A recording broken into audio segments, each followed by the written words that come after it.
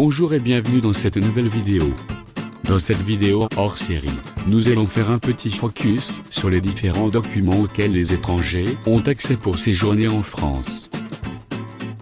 Lors de son entrée régulière en France, un étranger pourra séjourner sans document pour les Suisses et membres de l'espace Schengen.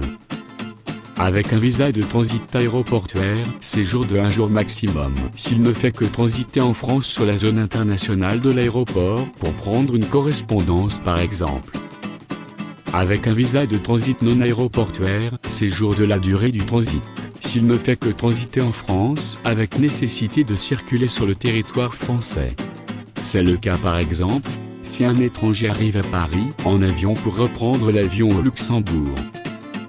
Avec un visa de court séjour, moins de 3 mois, délivré principalement pour les touristes, car ils n'autorisent pas à s'installer en France.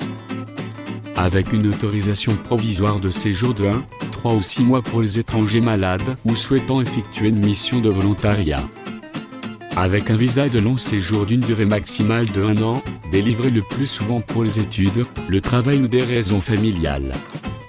Avec un certificat de résidence d'une durée de 1 an ou 10 ans si l'étranger est algérien. Du fait du passé commun de la France avec l'Algérie, les démarches de séjour sont simplifiées entre ces deux pays. Avec une carte de séjour temporaire, d'une durée maximale d'1 an et visant les professionnels, étudiants, conjoints ou visiteurs, c'est-à-dire une personne pouvant vivre de ses propres revenus et s'engageant à ne pas travailler en France.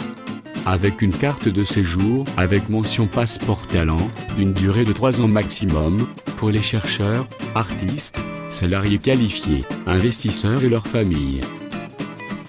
Avec une carte de séjour mention retraité, pour une durée de 10 ans maximum, pour les étrangers en retraite. Avec une carte de résident, d'une durée de 10 ans pour les étrangers ayant des attaches familiales en France, ayant rendu service à la France ou étant sous mesure de protection.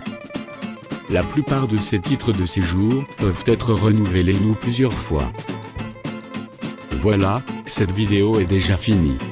Je vous laisse désormais en revenir à vos moutons, et on se retrouve bientôt pour une nouvelle vidéo.